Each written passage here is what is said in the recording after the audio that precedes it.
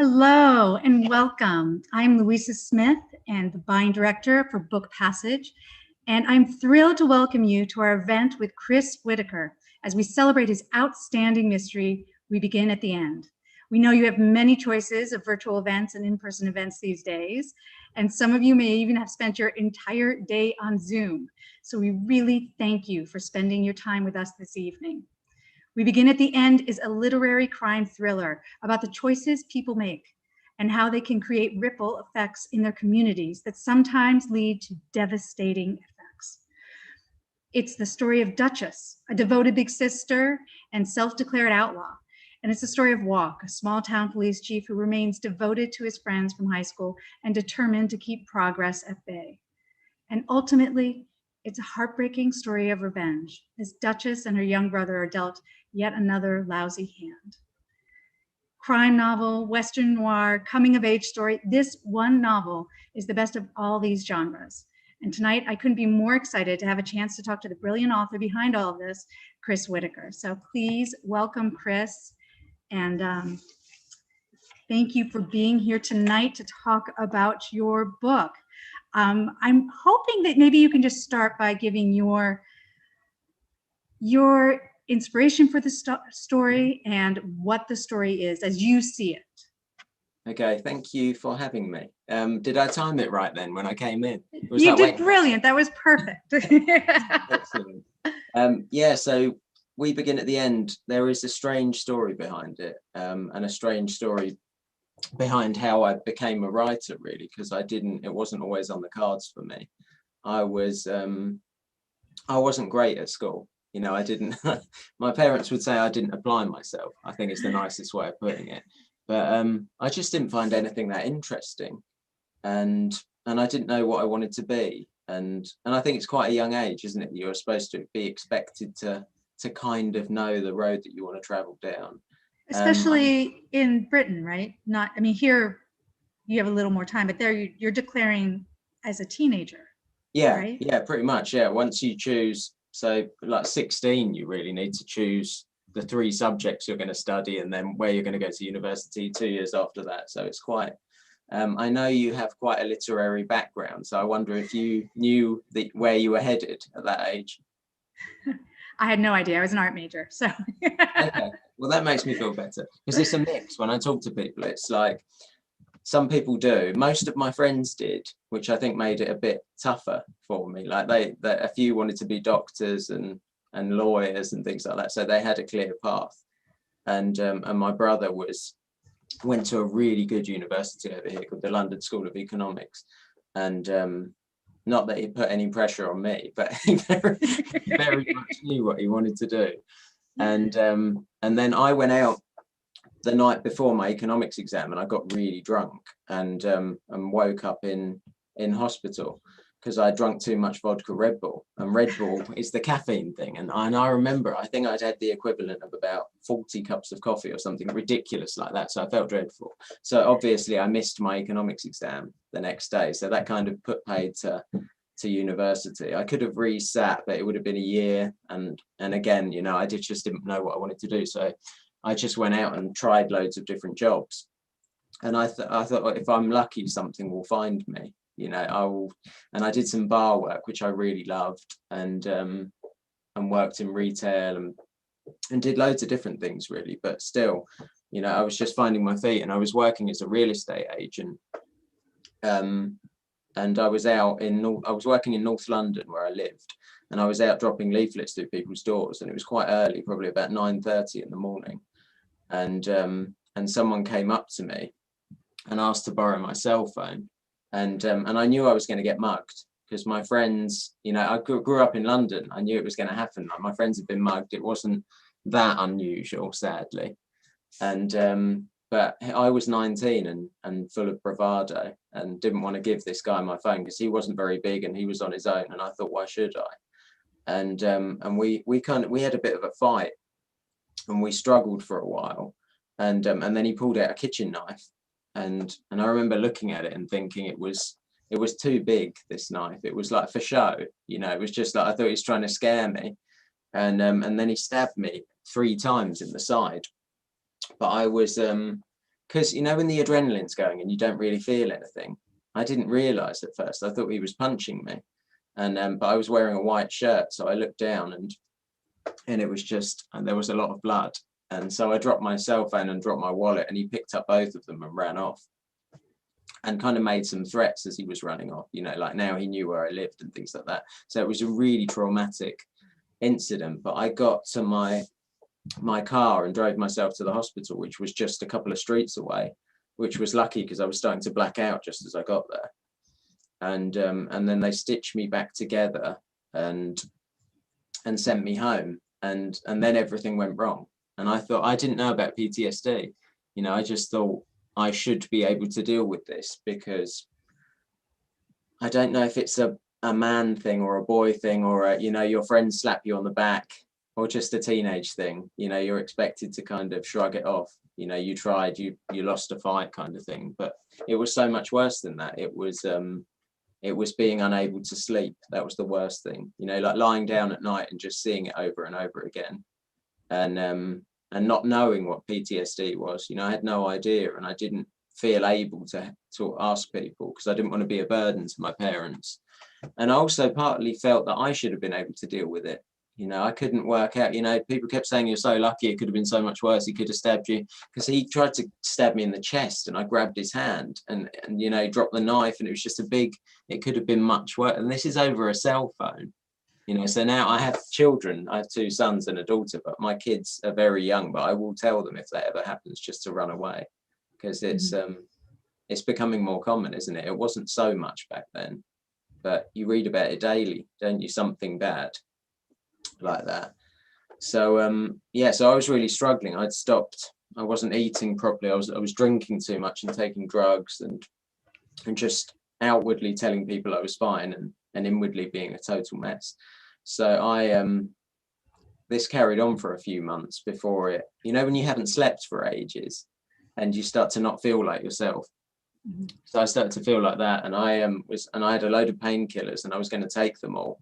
And I decided this about a week in advance, and I planned everything, and I sat down and I was going to write a note to my parents and just explain what had happened. And I'd got a book from the library a few days before, and it was a self-help therapy book. And I've never been able to find it since, this book. And I work in the library, and I've trawled the archives, and I can't find the book.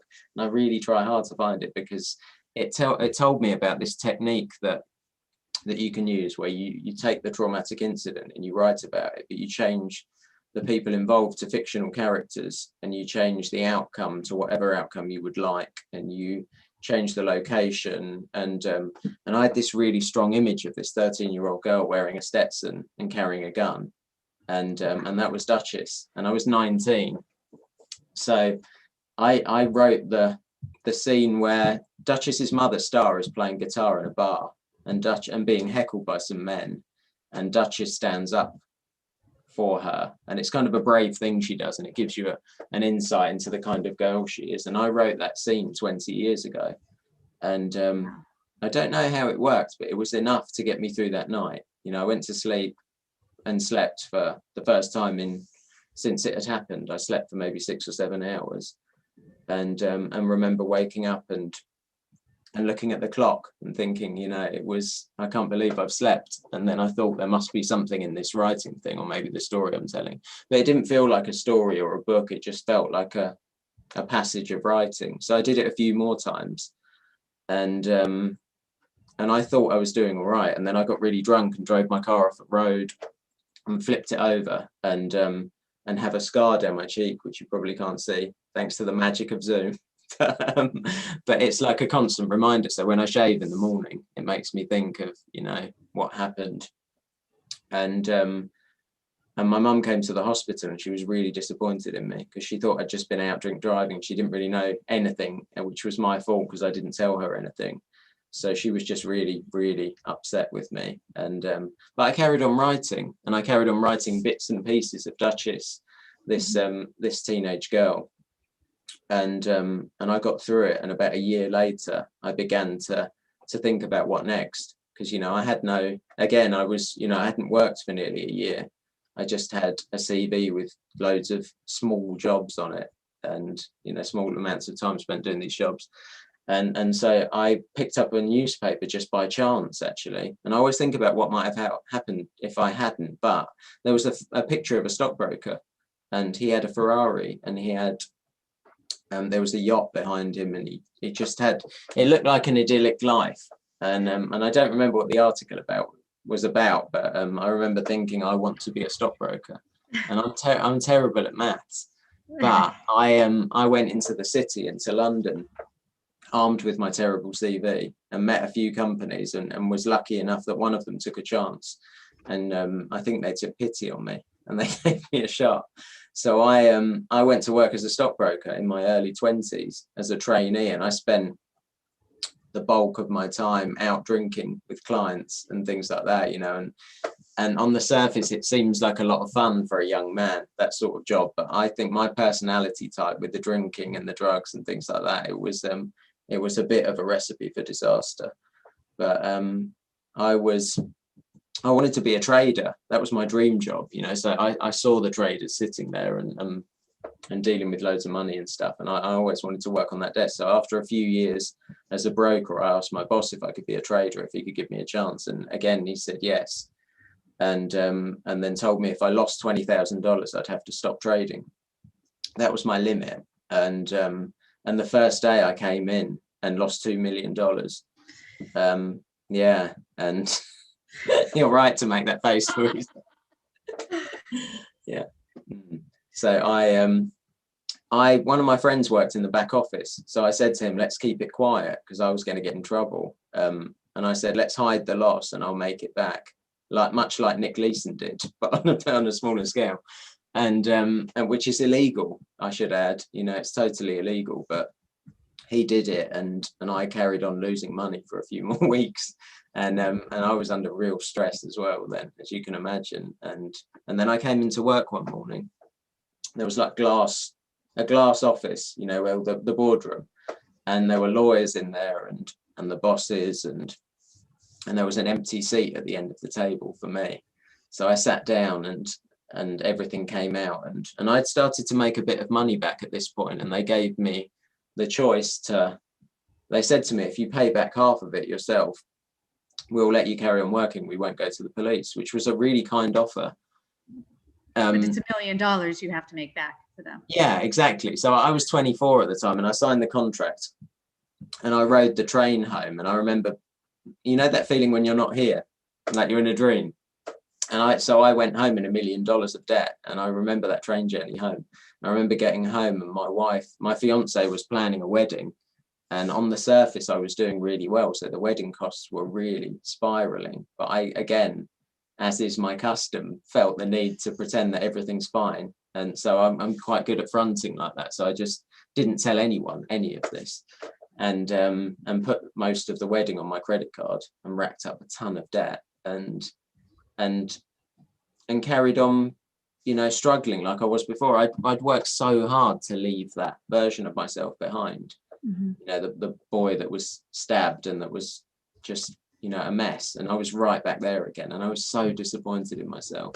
And so I went back to drinking too much and taking drugs and just trying to survive each day. And I also went back to Duchess for the first time in about 3 years. I picked up where I'd left off. And even on our honeymoon, I'd sit up writing quite late. My wife didn't know because she was asleep, but I'd sit there writing some of this girl's story, and it became kind of escapism. If I'd had a really tough day, I got to travel 4,000 miles to Montana mentally and spend some time with this girl. And so I got over it, and I paid it back, and it took years to pay it off, but I still have the bit of paper that tells me I'm debt free. And I look, when I'm feeling really stressed, I look at it and I think there was a worse time. Yeah. And then I was nearing 30, and I read a book called The Last Child. Do you know John Hart, the author? I love JohnArt. Yes. How good is he? He's just such a brilliant lyrical writer. He really is. Yeah, and so this was the first John Hart book I read, The Last Child, and it was eye-opening. It was so beautifully written, yet so like propulsive. I had to know what had happened to Alyssa, the girl in it. And I finished the book, and then I tracked down some interviews online with John Hart, and he was a successful lawyer, and he just quit because he wanted to write a book, you know, and do something that made him happy. And looking back at my life, the only constant was writing, you know, the only thing that got me through those really difficult times. And my boss called me in to his office.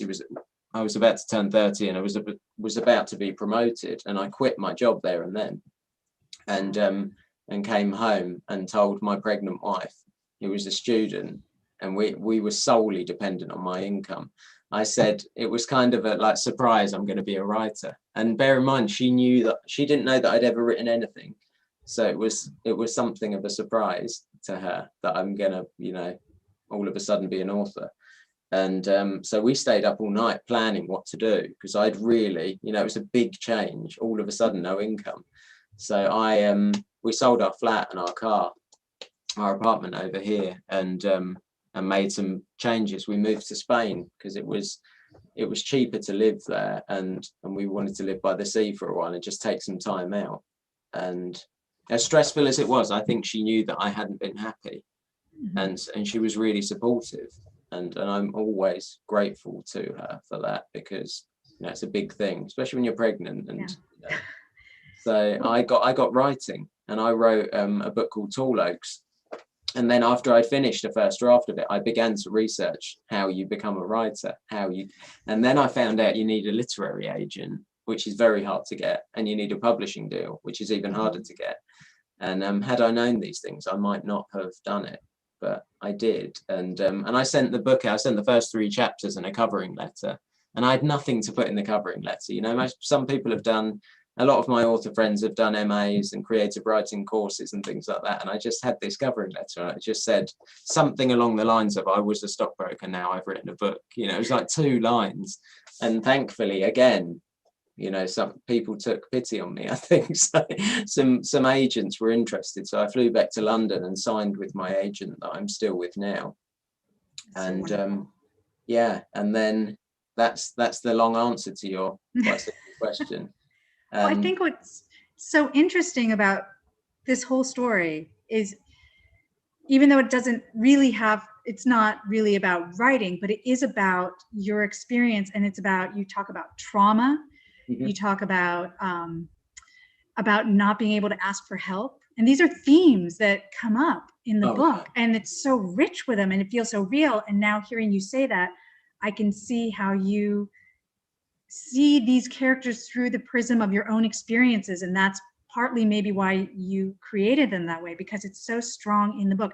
And also, everything you did, I mean, some of the things are pretty horrific, like losing $2 million, but they also take a certain amount of imagination and guts, which I think are vital for a writer. I mean, you can't be a writer without with having some sort of belief in yourself, or just crazy belief in yourself that you're going to pull something out of nothing, you know. And it's interesting to hear the story and then think, of course, you would be the author of this book, this incredible book with these characters. Yeah, it was very much like that. You know, the book begins with the death of a child, with this terrible thing that happens. And then most of the characters, we skip ahead 30 years and we find out that most of the characters have not moved on, or haven't found a way to move past this terrible event that casts a shadow over their lives. And I can so relate to that, like walking the story, you know, just looking back at this time when you were happy, like a before time, and trying to get back there, but not really knowing how to do it. And the same is true of Duchess. You know, she was born a long time after this thing has happened, because of her mother. You know, she is living in that shadow right along with them. So she was kind of, you know, her fate was sealed before she was born, which is kind of tragic. But yeah, I was projecting when I wrote Duchess. You know, if I was feeling angry, I made her 10 times angrier. If I was lost, she would be even more lost, or even more lonely, or, you know, just whatever I was going through, I just put onto her. You know, I needed to there was a character that was having a worse time than me, but was stronger than me. You know, it really helped at the time. It really did. I can see that also, because authors are in control of the world that they are creating. And when your world feels like chaos, being able to control the written word must feel very powerful. But on the flip side of that, you've created a story where everybody is trying to control but has no control. You know, they think they can Walk thinks he can stop time progressing. Mhm. You know, if he doesn't allow the buildings to be built, the town won't grow. And Duchess thinks she can somehow fix her family, you know, through revenge or whatever. And, you know, she's just going to force that through. And Vincent thinks that he can somehow make right this thing that just, it's a tragedy. As you Yeah. say, there's this horrible, a child dies in the beginning of the book. There's no getting over that. There's no No, fixing that. yeah. And he kind of finds that out the hard way, I think, doesn't he? Yeah. Although he goes to jail, it's not hard enough time for him. You know, Mhm. he doesn't, he knows that, well, he feels that he doesn't deserve a second chance because, you know, the child died and she doesn't get a second chance. And I can't imagine coming back from something like that, you know, and Yeah. I can't imagine it. It must be so difficult. But also I was very aware that, you know, the characters that appear to be, I don't like to use the word, but bad or have bad motives, you know, nothing is quite clear, you know, and I'm always aware that the longer that you spend with someone, the less able you should be to put them in a box. You know, if we pick up a newspaper or switch on the TV, we'll see a snapshot of the worst thing someone's ever likely to do in their life without any context at all. That's what And Twitter is and social media now, right? The best and the worst of us. yeah, it is, and it can be the same people on the same day, can't it? It can be, yeah, it can be like a real pile on sometimes Yeah. if someone says the wrong thing, and the world is it feels very unforgiving, and I'm so careful as well. I'm aware of it. You know, I use my social media just for book promotion for the most part, but I'm always aware of it when I write a book. You know, I would just hate to offend someone or make someone's day worse or something like that because it's not my intention. But on the flip side, when you're writing characters that you want to feel real, you know, it can be quite, it's hard, isn't it, to please all of the people all of the time. It's not possible. And I get messages from readers that don't like the way Duchess talks, and they say, why did you have to do that? Why did you have to write her that way? She's got a, you know, a foul mouth, which Oh, I love her foul mouth. I I have to do. say. Yeah, I but it think felt though, right for but her. that's what you did so beautifully in this book is there's a balance between everything. Nobody is all good. The good guys are not all good. The bad guys are not all bad. The pretty little girls aren't all sweet. The, you know, the grandmotherly types have a hard edge. Like there is a balance within the book between all of that. And in some ways, and I'm really curious to hear uh, your thoughts on this, because in many ways, your book read like a Western to me, um, in the kind of characters that you saw playing it. And I feel like that's a very sort of Western take on the good guys and the bad guys, is that the good guys are all damaged and the bad guys, you know, sometimes they have some good traits. What do you Yeah, think? yeah. I read a lot of westerns growing up. I read you know, like The Revenant and Lonesome Dove and every Cormac McCarthy book, and The Assassination of Jesse James. You know, just endless books like that. And I like the notion of outlaws. You know, I think there's a romantic notion to them, although, you know, it was very different back then. But there was an element of a band of people that would do anything for each other, you know, whether they're related by blood or not. And well, it was funny. I went out for dinner with my editor because I'd written 2 books, and every time I logged into my computer, I saw this file marked Duchess, and I hadn't looked at it for a while, and I knew that I didn't know if I wanted to go back there because it was never meant to be a story, and it was never meant to be published. It was just too personal, you know, which sounds ridiculous because it's a 13-year-old girl in Montana, and but now you know the context behind it. You know, it's every time I read a scene, I knew where I was when I wrote it and where I was mentally and things like that. So it was tough, but I thought I'm going to give it a go. I just signed a new 2-book deal with my publisher, and I had a bit of time to write the book. And I went out for dinner with my editor, and I pitched her this idea of this girl, and I said, oh, it's about a girl with a gun looking for revenge, and I'll deliver it in 6 months, and I made it sound quite simple. And they gave me the freedom to write it though, because it was, you know, I live in just outside of London, and this is a girl when it's set in Montana, and to hang a story on the shoulders of a teenage girl, it's quite a difficult thing to do. You know, if you don't get her right, the story won't work at all. But 3 years later, she got a first draft of the book, and it wasn't. I still didn't know if I wanted it to be published. It wasn't until it got to Amy Einhorn, my US editor, to her that the brilliant Amy Einhorn, brilliant who we Amy love. Einhorn, yeah, and it got to her, and we had a chat on the phone, and she just kind of nailed everything I was worried about without me mentioning any of it. You know, she just instantly was, this is not working, this doesn't feel right, this is, and then it started to turn into the book behind me on the shelf, and now I'm so proud. It's interesting that you talk about Amy also, because I feel like she really gets relationships. You know, she gets those kind of conversations within families and within, like, her books often are books about these characters and their relationships, and this is really a mystery. Well, it's a crime thriller, but it's really a book about relationships, you know? Yeah, absolutely. And did you know that's what you were writing when you were writing it, or did it just evolve into that? Did you set out to do that? I didn't give it any thought beyond, this is a snapshot of a year in the life of a teenage girl and a police chief in a small California town. I gave no bigger thought to where it would sit on the shelf, how it would be marketed, how someone would sell it, because I think that would get in the way somehow. And I know sometimes when you're writing a mystery or a crime novel, sometimes the book lives or dies, or can be seen to live or die on its twist, you know, and it's your ability to fool readers. And I never set out to do anything like that. I just wanted it to be, Amy said it was a book about family, you know, and I think that's quite right. Yeah. I will say that we had a wonderful event last week for this book called How to Write a Mystery.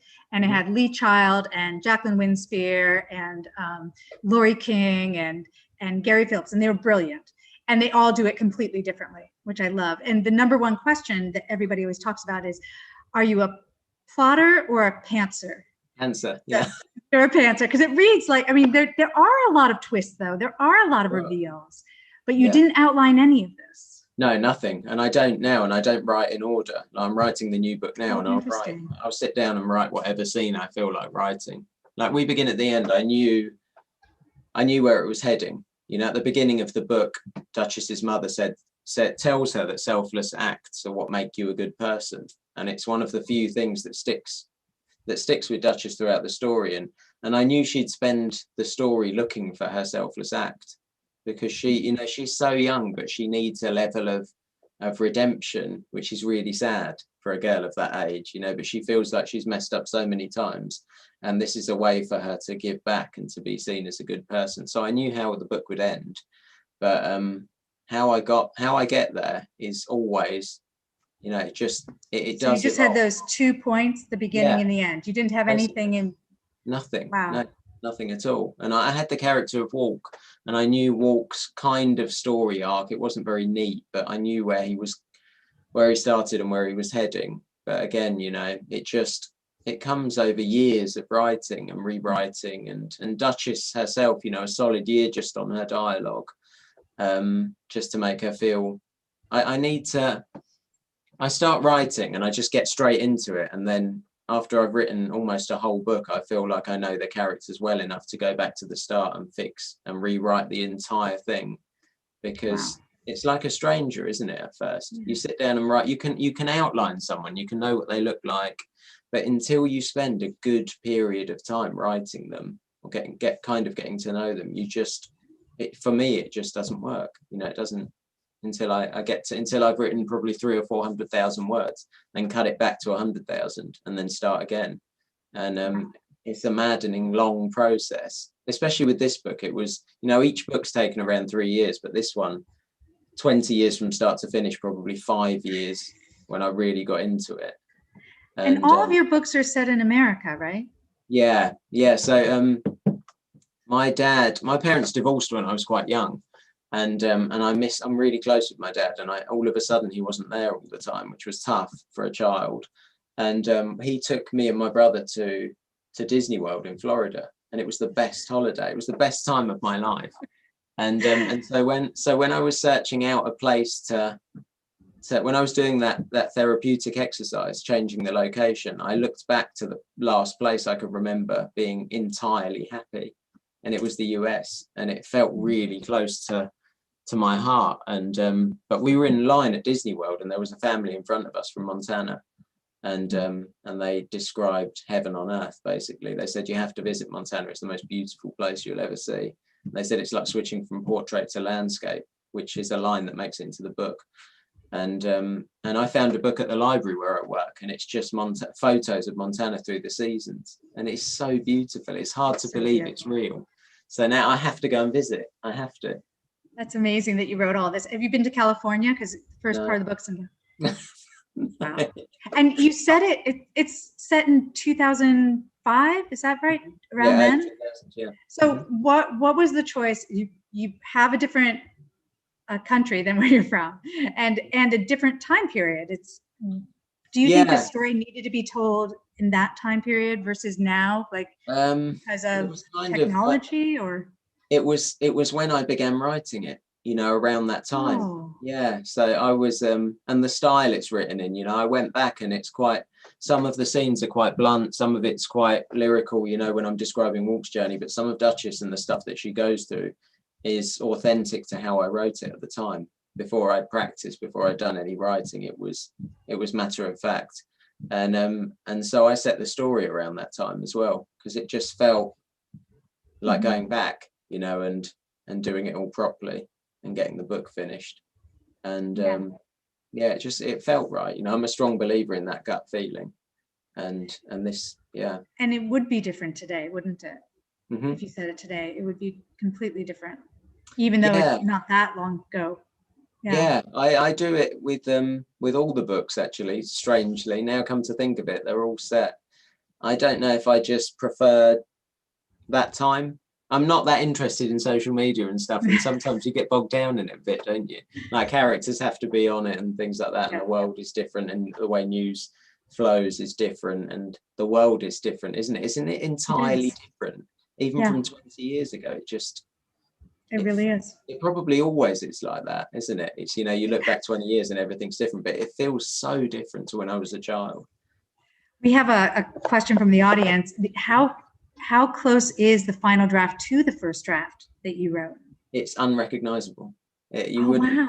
It's always like that as well. You just wouldn't think they're the same book. So I try. Is the plot line pretty much the same, but everything? That's close to similar. Yeah, there were some big changes, but that's the only thing you would recognize, and you would recognize quite a bit of Duchess, and her dialogue and things like that, and how mean she is to Thomas Noble.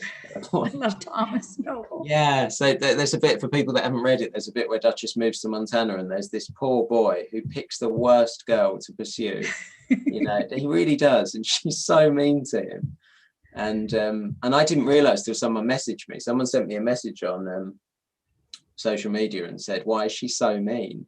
And I didn't realize she was that mean to, and I went back and reread it, and she's so mean to him. But I think she does it, her heart's in the right place. She's just she acts out, doesn't she? She stops people getting close. It's her way. But she's also completely devoted to the people she lets in. And I did lots of research into the way that she acts, and read lots of case studies for girls that have been through similar sort of things, and it's tough, and it's there's a scene with her grandfather, and the closest she gets to letting him in is allowing him to make her a drink and leave it somewhere for her to take. And I got this lovely message from this lady who had an adopted daughter, and was still going through that many years later. That's the kind of boundary, that's how they got there at first. She makes her daughter food or a drink or something and leaves it, and getting her to take something from someone else was a battle, which is kind of heartbreaking when you think about it. I love that you just said that, because it reminds me of one of the most powerful things that you do is how you show instead of tell. You show this act in their relationship. There's a moment, and it's actually kind of later in the book, that I love, and it's so resonated to me, where she's just looking, she's devoted to her brother, her little brother, and she's looking at him And she's thinking, oh, don't tell him about the chickens. And he looks at her, you have him just look at her and mouth the word chicken. And her reaction is just how you just get how much she loves him and how heartbroken she is by all this. And their relationship, you get that entire relationship the way you would feel about a child in the moment he mouths the word chicken to her. Yeah, You know? it's shocking when I was reading how many children are forced into that role as carer, you know, from a really young age, whether it's because a parent is sick or like Star, you know, battling with alcohol or drugs or something like that, and they're forced to grow up so quickly, and it's so sad. And that's what I remembered when writing Duchess. Throughout most of the book, she is a parent to her younger brother, but then you get a few scenes like when she's getting ready for prom or she's looking for a dress, and you get a glimpse of a 13-year-old girl, you know, and you get an idea of the life she might have had or might still have if things, you know, if she'd been dealt a better hand, basically, or if she can turn things around. And it's those bits that keep you rooting for her. I think when she does the bad things that she does in the book, you know, it's quite easy to give up on her because she does, you know, it's a series, isn't it, of things where you just want her to just keep her head down and toe the line, and she's unable to. Did being a dad yourself affect how you wrote that relationship? So my son was around Robin's age when I wrote a lot of Robin. So a lot of Robin comes from my eldest son, and the way he talks and things like that. And, you know, that they're so emotional as well at that age, aren't they? Some things feel like life or death sometimes. And it was tough, actually. It was really tough to write those. Some of the scenes toward the end of the book with Duchess and Robin were tough. And there's a lot of father figures in the book too. I mean, and she has many. Everyone's alone, really. I didn't notice that. Someone pointed that out, a reader at an event I was doing, that everyone kind of lives alone and is very much alone, you know. And So I wonder why I wrote it that way. I don't know. We do have a customer who's curious how you picked the towns that you did pick in California and Montana. Are they real towns, all of them? They're both fictional towns, but they're kind of placed in real locations. So I get some freedom when writing the town. Cape Haven in California, I wanted to build this idyllic, perfect town, you know, 30 years ago. And then you get Walk desperately clinging on to it because it's the last time he was happy. And he is, and it's kind of crumbling and falling into the sea, and he can't hold on to it. He can't grasp onto it no matter how hard he tries, which is kind of tragic for Walk because, you know, he spent 30 years waiting for his friend to come out so he can kind of atone for something he did that wasn't bad. You know, it was just Walk does what we know is the right thing at all times. You know, he will do the right thing, and then beat himself up for it afterwards. So I think it's interesting that sometimes there are consequences to the right thing too, that you make it, just like there's bad and good people, there are bad consequences to good acts, and he's trying to atone for that still. He is, and it's hard to read him sometimes, you know, his character, and because you can see what he clearly should be able to see, but just ignores, that nothing ever stays the same, no matter how hard. Could you mention or talk about the challenges that you've given Walk in this? So Walk is unwell. He has Parkinson's disease, and Walk is as I said, Walk is still a 15-year-old kid at heart. You know, he's the chief of police, but he still goes by his nickname of Walk. You know, he lets everyone call him that, and he hasn't moved on at all. You know, that first chapter, and then skip ahead 30 years, he's the exact same person he was. And Parkinson's forces him to grow up, kind of. It forces him to take stock of where he is, and he's never looked forward. You know, his whole life he's just looked back over his shoulder, and all of a sudden he has, you know, he's mirrored. The town is crumbling and falling apart, and in a way he is, you know, mentally a bit like that. You know, he's really struggling, and it was just tough. You know, he has this illness, this disease, and doesn't tell anyone. And so and I can relate, you know, to not feeling, we present a side of ourselves, don't we, that we want people to see. And Orc very much does that until the end of the book, when he can't hide anymore, and he gets something from telling the truth, you know, and from letting people see the vulnerable, fragile side of him, because people know that he's not quite right, or there's something going on with him, and then they're able to help, you know, and they're able to. Martha, his love interest, is kind of, you know, there's a big exhale when he says it, you know, from her. He lets her in, and it's important for him, and it's a big moment in the story. I think what's really poignant is he's almost more willing to let people think he's drunk than to let people know that he's sick, because maybe in part because that would be asking, he feels like that's a way of asking for help, you know.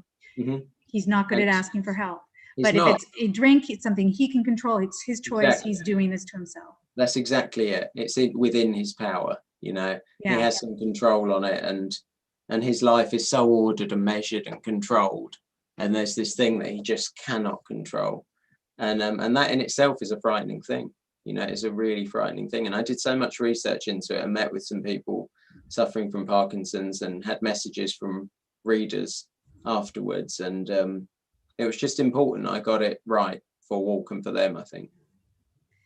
Yeah, no, I think you did. It was really a moving part, a very important moving part of the story. So as somebody that's taught yourself how to write a book, do you think that you come up with some tricks that maybe you wouldn't learn if you had gone through the formal process of how to write a book? Like maybe your process is you take a year to write an outline, which most people call a first draft, or, you know, that there's things that those programs sort of train out of you, but you have figured out work for you. I don't know, is the honest answer, because my friends that are writers that have done courses, I think rightly assume that they know a lot more than me. You know, technically, I think that I don't know how they do it. I just think that there's a better way to write a book that I haven't found, that I should probably find. I think all writers think there's a better way than they haven't found. Yeah, but yeah. I can't afford the luxury of, you know, that length of time between books and things, because you know, it's too long, and it takes over my life in a way that I'd rather it didn't sometimes, you know. Like my wife says that I'm addicted to writing, and I exchange addictions in my life, and because I will lie down, you know, I'll wake up at 3 o'clock in the morning, and this happens all the time, and I will think of a better way to write a sentence, and I will get up, fix the sentence because I can't go back to sleep, and I'll spend a month writing a paragraph and things like that. And it's those sort of things I need to train out of myself if I'm to not let the books drive me mad, I think. But I just, you know, if it isn't the absolute best that I can do at that time, then I just can't submit it, and I can't let people read it, because it would feel like a waste of everyone's time, and people are spending their money, their hard-earned money, on a book that I've written. So the least I can do is give them the best of me. Well, I think you've done a brilliant job with it. I can't imagine. A mystery writer that I think is also brilliant, her name is Renee Denfield. I don't know if you've ever met her, but she wrote a book called The Child Finder. She, you know, was a girl on the street. She has no formal education, and she was talking about the things that she figured out from reading, which is probably the best education it is out there. People so ask who do you read? Everyone. I work in the library, and I just grab everything and read everything. And I'm lucky enough to get sent lots of crime fiction and mysteries, you know, by publishers. So I have an endless stack of books. But I grew up reading Stephen King when I was way too young. You know, I was like, I think I was about 11 when I read It, because my dad had a load of Stephen King books, and they were shelved quite high, and he said I wasn't allowed to read them. So naturally, you know, what could possibly be in a book, you know, that, because I didn't know that a book could be terrifying or make you feel so many emotions until I started reading Stephen King. And then John Grisham, Dennis Lehane. John Grisham's such a good storyteller. You know, I think when people have written so many books, it appears easy or like second nature, but I can only imagine how hard it is to do what he does. And there's an effortless way about it. You know, when you pick up a John Grisham book and you start reading, and then suddenly you're halfway through the book and you don't really know how you got there. It's a real skill. And yeah, Cormac McCarthy is a real favourite. And yeah, just everything. I like to read I just read the new Alex Michaelides book, The Maidens, because I really loved The Silent Patient. I thought that was a brilliant thriller. And I did an event with AJ Finn, and The Woman in the Window was a brilliant thriller. You know, there's just so many talented writers around, isn't there? And he's interesting in how he constructed that too. He was just fascinating. That event was really, I'm learning a lot from everyone, and I keep having these pinch me moments. Like I was shelving Kristen Hanna books in the library, and then I got a message from Kristen Hanna, an email to say she'd read We Begin at the End. Yeah, and then I got very early on, I got an email from John Hart, and obviously John Hart is my hero. Oh. And and I did an event with John Hart right at the beginning when the book had just published, and I got to tell John Hart the John Hart story, which was really nice and a really special moment. Wow. And I've been really lucky. Kristen Hanna's like a megastar, isn't she? So it was really, but I literally had her books in my hand and was shelving them. So I'm fans of these people, you know, so that they even have glanced at my book is really cool. Well, mystery writers tend to be very supportive of each other. It's a great community, isn't it? It's a great community to be part of. There's a lot of events in the UK. There's a big one called the Harrogate Crime Festival in the UK that everyone goes to each year, and you get to hang out, and Lee Child is always at the bar, and it's just really cool, you know, getting to talk. Nice. And Dennis Lehane came to it, and I queued up and met him and told him I wanted to be a writer and I was writing a book, and yeah, it's just really cool. Now, can you read while you're writing? Yeah, I have to. People ask me sometimes about writer's block and what I do, and I get that a lot. You know, sometimes I can always sit down and bang out 500 or 1,000 words, but I will know when I'm writing that it won't make the final cut. But I'll just do it like on autopilot because I want to have written something that day. But you know, it's reading for me. Reading and exercise are the only things that keep me. Yeah, if I didn't have them, don't know what I'd do. So are you working on one right now?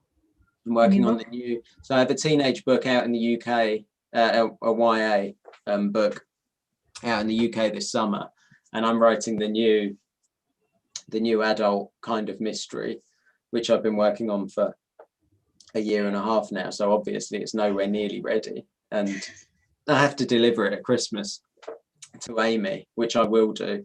You know, I will kill myself getting there, and and it's set in the US again. And it's a big mystery love story that spans about 30 years, and there's a bit of crime in it as well.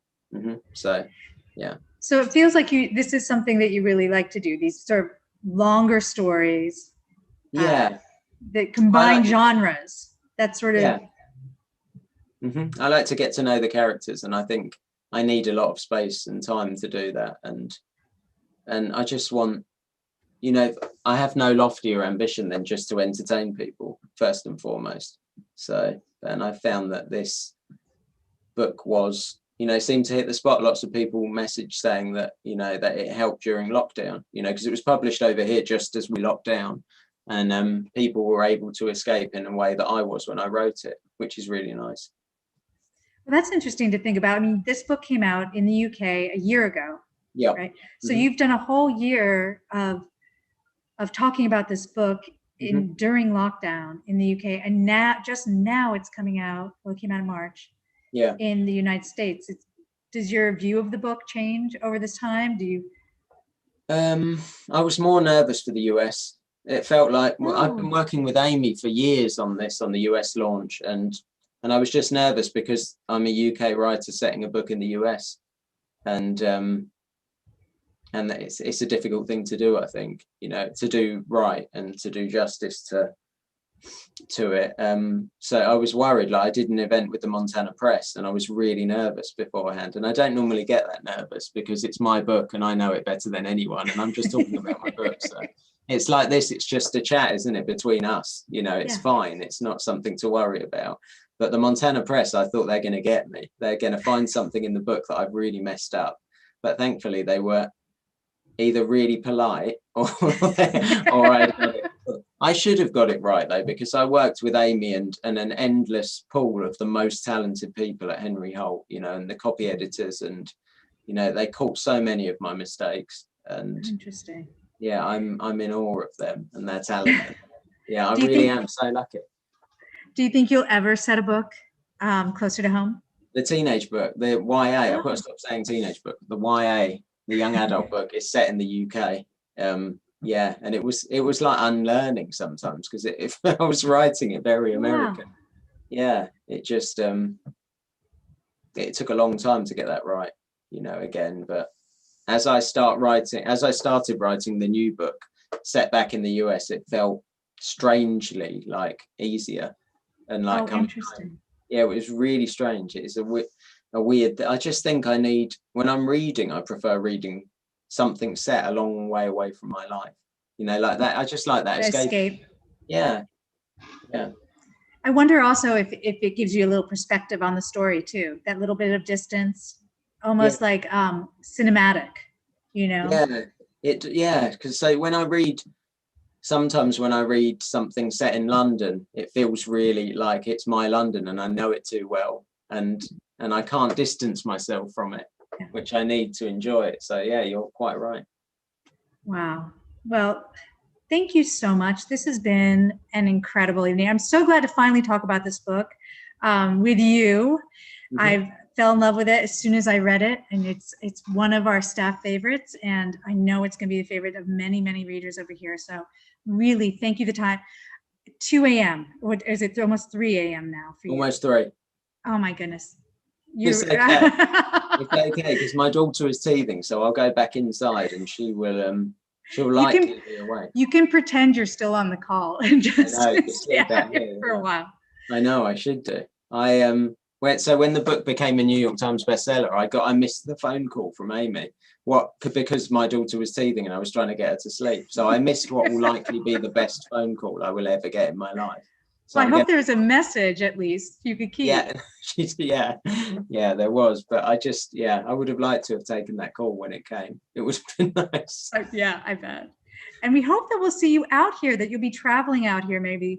Yeah, absolutely. When everything gets. I'm hoping, the paperback likely next year at some point. The world wonderful. Will be mostly back to normal, so I shall come and see you, because it sounds. You should absolutely come and see us and all of your fans out here in California. We would love that. We would absolutely love that. Thank you so much for taking the time. Thank you for everybody that was here tonight. Please make sure to sign up and like and subscribe our YouTube channel. That way you get to know all the great events that are happening. And please, please, please, if you have not bought the book, run out and buy it. What are you waiting for? This book is incredible. If you have one, buy one for your friends. There's a link in the chat.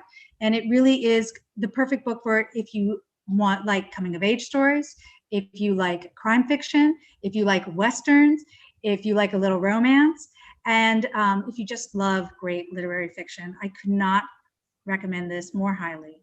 And I guess that's it for us tonight. Chris, thank you so much. Thank you for everybody who's here tonight. Thank you to Zach, who's behind the scenes helping run the event. Yeah, thanks, Zach. Thank you, Louisa. This was so much fun. Thank you. Oh, wow. Thank you. Good night.